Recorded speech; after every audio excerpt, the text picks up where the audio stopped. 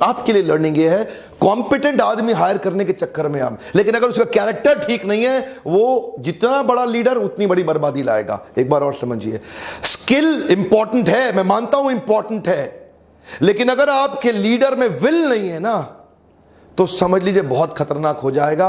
अनपढ़ चोर थोड़ा डैमेज करेगा, पढ़ा लिखा चोर सब कुछ बर्बाद कर देगा। अनपढ़ चोर ट्रेन के अंदर से बैग चोरी करेगा, पढ़ा लिखा चोर पूरी बोगी साफ कर जाएगा, बोगी अलग करके ले जाएगा।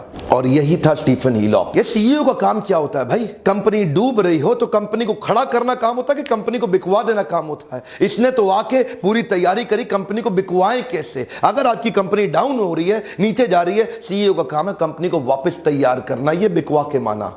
एक्चुअली जो है ना, माइक्रोसॉफ्ट लैपटॉप, कंप्यूटर, डेस्कटॉप, इसमें तो राजा था। उसके मन में ना ईगो हर्ट हो रही थी, उसको मोबाइल में भी राजा बनना था, और मोबाइल में राजा बनने के चक्कर में इसने नोकिया को खरीद लिया। पर ओवरऑल ये डिसीजन गलत हो गया।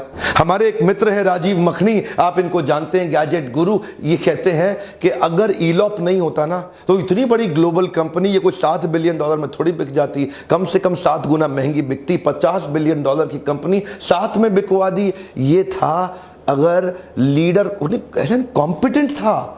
ईलॉप बहुत कॉम्पिटेंट था, लेकिन अंदर से दिमाग में प्लान कुछ और ही था इसके। दूसरा केस, रॉन्ग एक्विजिशन। एक्चुअली ये क्या स्टीव बामर इंटेलिजेंट था क्या? माइक्रोसॉफ्ट जितना नीचे गया है, इसमें स्टीव बामर का बहुत बड़ा रोल है। उसको तो बाद में आके सत्या नडेला ने बचा लिया, वरना माइक्रोसॉफ्ट खत्म हो जाता इस स्टीव बामर और स्टीफन ईलॉप के चक्कर में। तो देखने में तो लगता है कि इन्होंने सस्ते में खरीद ली माइक्रोसॉफ्ट, पर प्रश्न ये है, अगर आपने सस्ते में खरीद भी ली तो नोकिया का नाम इस्तेमाल क्यों नहीं किया आपने? नोकिया का नाम क्यों हटा दिया? ये सोचे कि भाई मैं माइक्रोसॉफ्ट हूं, मैं अपना नाम रखूंगा। अगर आपको माइक्रोसॉफ्ट का नाम रखना है, चलो मान लेते हैं, तो आप माइक्रोसॉफ्ट का नाम रख लो, तो फिर 7 बिलियन क्यों खर्च करें? देखिए, ये कहते हैं कि जी हमने नोकिया को इसलिए खरीदा क्योंकि हमारे को हार्डवेयर की रेडीमेड कंपनी चाहिए थी अपने धंधे को बड़ा करने के लिए। हमारा सॉफ्टवेयर है माइक्रोसॉफ्ट का, हमारा ऑपरेटिंग सिस्टम है माइक्रोसॉफ्ट का, तो हमारे को हार्डवेयर की रेडीमेड कंपनी मिल जाए तो हमारा मन है कि भाई फट अपने आप को ग्रो एक्सपैंड कर ले। तो इसलिए नोकिया को खरीद लिया हमने। नोकिया के पास हार्डवेयर कंपनी है, हार्डवेयर है, तो नोकिया की इतनी बड़ी ब्रांड इक्विटी को क्यों ठोक के खत्म कर रहे हो? नोकिया का नाम यूज करना चाहिए था, उसको बोल देते माइक्रोसॉफ्ट नोकिया। लेकिन आप कहते हो मुझे नोकिया का नाम इस्तेमाल नहीं करना। अगर नोकिया का नाम इस्तेमाल ही नहीं करना था तो फिर नोकिया को क्यों खरीदा?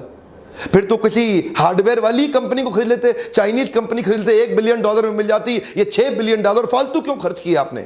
इनमें से कई लोगों का एक्चुअली मानना था कि नोकिया और माइक्रोसॉफ्ट मिल जाएंगे तो माइक्रोसॉफ्ट के पास हार्डवेयर भी अपना, सॉफ्टवेयर भी अपना। जैसे एप्पल है ना, एप्पल के पास हार्डवेयर भी अपना, सॉफ्टवेयर भी अपना। तो ये बेचारे सोचे कि हम एप्पल बन जाएंगे।